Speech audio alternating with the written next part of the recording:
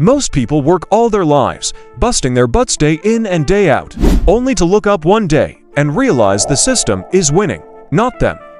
You're running on that treadmill, working harder and harder, but for what? You see, it's not a secret that the system is rigged. It's just something they never teach you in school. There are forces at play, slowly and quietly taking your money, legally, while you're busy following the rules. By the end of this video, you'll see exactly why hard work, saving, and playing it safe will never make you rich. And what the wealthy do differently to get ahead. You were trained to obey the rules, weren't you? From a young age, in that classroom, the teacher wrote on the board, save, work, repeat. You were taught to defer gratification, to feel safe with a little bit tucked away, and to believe that this path is what success looks like. This programming runs deep. Fear keeps you frozen. The fear of losing money makes you clutch your cash tightly, afraid to take any risks. But that comfort, that feeling of security, kills all urgency. And here's the hard truth: frozen money, money that's just sitting there, never grows. It just dies a slow death from inflation. You probably have these little mental buckets for your money. You might have jars, either real or metaphorical, labeled emergency, fun, and savings. And for most people, those jars are locked tight. You see, your mental frameworks, the way you think about money, shape your wealth far more than your skills or even the opportunities that come your way. This exact mindset is why some people can work for 40 years, doing everything they were told was right, and still retire poor. I'll show you exactly how this plays out in just a few minutes. Now let's talk about the structural traps, the mechanics of the system designed to keep you where you are.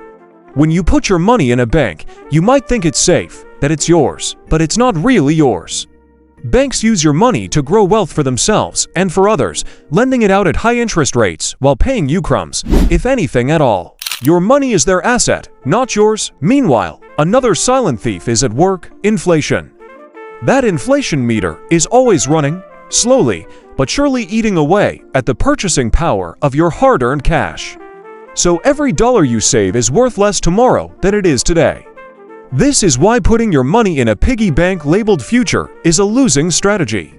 Savings without deployment equals frozen numbers, shrinking value, and lost opportunity. Let's look at this simple diagram. Here are two paths: the saver versus the investor. The saver's line stays flat, maybe even declines a bit when you factor in inflation. The investor's line, however, starts to curve upward, growing exponentially over time. See the difference? One path stays stuck, forever trading time for money. The other breaks free and builds real wealth. The choice of which path to take is yours, but you have to understand the game first. On top of the mentality traps and the structural traps, there are the system traps. These are the big ones. Taxes, probate courts, and all sorts of legal hurdles are hovering over you, all designed to extract value from you while keeping you obedient and in line. They want a piece of your income, a piece of your assets when you pass them on, a piece of everything. For example, direct inheritance often creates chaos. Families argue, wealth gets lost to legal fees and taxes, and the government gets its cut before your loved ones see a dime. But with proper structure, assets can be passed on smoothly, privately, and protected from those very traps. Lines reveal in just a few minutes the same system the wealthy use to legally and ethically bypass most of these traps, keeping their wealth intact for generations.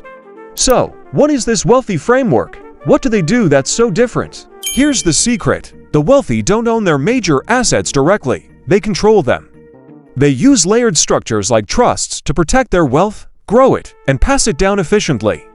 You see, when you own something in your own name, it's exposed. It can be taken in a lawsuit, it gets tied up in probate, and it's subject to heavy taxation. But when assets are held within a trust, you can still control them, benefit from them, but you don't technically own them. This creates a powerful shield. The mindset shift is crucial. It isn't about working more or saving more. It's about deploying money to generate control and leverage. Look at these two people. One works for money, trading his life energy for a paycheck. The other has money working for him, generating income and growth 24/7. This isn't about being lazy. It's about being smart. For example, a house can be placed in a land trust. Cash and other valuables can go into a personal property trust. Even your life insurance policy can be owned by a trust. Every major asset is deployed within a protective structure.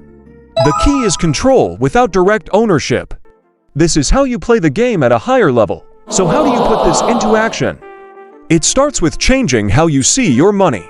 Instead of one big pile of savings, you should divide your money into 3 distinct jars: survival, opportunity, and growth. The survival fund is for your living expenses, your emergency cushion. This is the money you don't touch unless you absolutely have to. The opportunity fund is for seizing moments. A great investment deal comes along. A market dip creates a buying chance. This is the cash you use to act fast. The growth fund is for your long-term wealth-building assets, like stocks, real estate, or a business. Remember, savings alone never build wealth. Deployment and structured control do. You need to actively move money from your savings into your opportunity and growth buckets. You have to put that money to work. Here's why a single dollar in motion is worth more than 100 frozen dollars just sitting in a bank account. A moving dollar is a working dollar. It's out there generating returns, buying assets, and multiplying. A frozen dollar is just losing value to inflation. Let's contrast the saver versus the builder one more time. Savers are focused on protecting what they have. Builders are focused on multiplying what they control. Wealth is built by multiplying, not by hoarding. If you want true financial freedom, you have to stop thinking like a saver. You have to stop protecting numbers on a screen and start controlling systems that build wealth.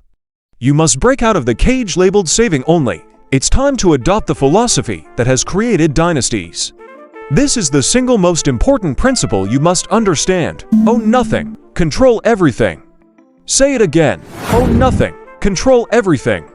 This is the core of the wealthy framework. Stop being a pawn in the system that's designed to extract your money. It's time to learn how to legally protect, control, and grow your wealth for yourself and for your family. The information is out there, but you have to take the first step. Tap the link in our bio to discover how. Your future and your legacy depends on it.